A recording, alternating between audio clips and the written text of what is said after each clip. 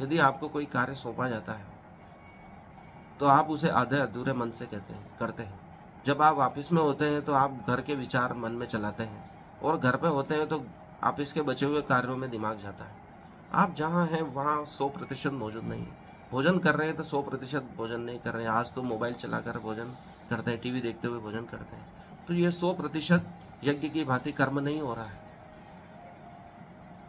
यदि आप कर्म कर रहे हैं तो स्वयं को कर्म में ही परिणित कर लें, आप कर्म ही बन जाते हैं। इसे ही कृष्ण ने योग कर्मसु कौशलम कहा है। कर्म की कुशलता क्या है?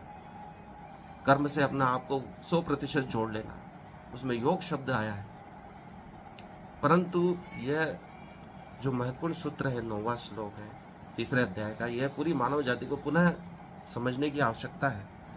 कृष्ण कहते हैं यज्ञ रूप में कर्म करना चाहिए, तो उसका तात्पर्य है कि कर्म भस्मीभूत हो जाना चाहिए। उसका पाप और पुण्य फल हमें मिलना ही नहीं चाहिए, सभी उसी में नष्ट हो जाने चाहिए।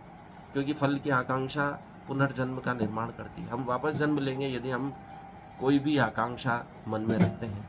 तो कृष्ण शुरू से ही समझा दे कि यज्ञ के रूप में कर्म करना चाहिए, अर्थात हमारे कर्म यज्ञ की भांति सभी हवियों को नष्ट करने वाले होने चाहिए। 100% शुद्ध कर्म होना चाहिए। अन्यथा कर्म के द्वारा इस भौतिक जगत में बंधन उत्पन्न होता है। अगर आप ऐसा नहीं करते तो बंधन उत्पन्न होता है। महाभारत का युद्ध हुआ तो अंत में दुर्योधन बचा हुआ था, उसको भी कृष्ण ने कैसे भी ढूंढकर नष्ट करवाया, ताकि यह कर्म 100% हो जाए। महाभारत जिस कार्य के लिए प्रारंभ किया गया था वह उद्देश्य पूर्ण हो जाए, अर्थात कर्म का उद्देश्य पूरा हो जाना चाहिए। अगर दुर्योधन बचा रहता तो वापस सेना एकत्र करके आक्रमण करता, यह कर्म का बंधन उत्पन्न करता। महाभारत का उद्देश्य समाप्त नहीं होता अगर दुर्योधन बच जाता। इसलिए कृष्ण ने कार्य को पूरा करके ही, जब तक राज्याभिषेक नहीं हुआ युधिष्ठिर का, उस कर्म को 100% किया।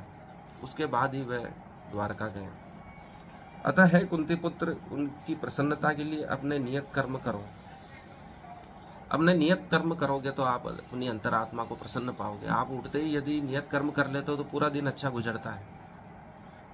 और नियत कर्म 100% करने के बाद तुम बंधन मुक्त भी हो जाते हो।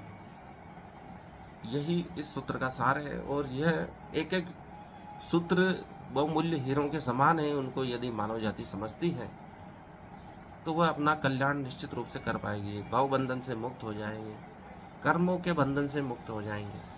हम शुद्ध कर्म कर पाएंगे, 100% दिमाग लगाकर जो कार्य कर रहे हैं उसको कर पाएंगे। यज्ञ की बातें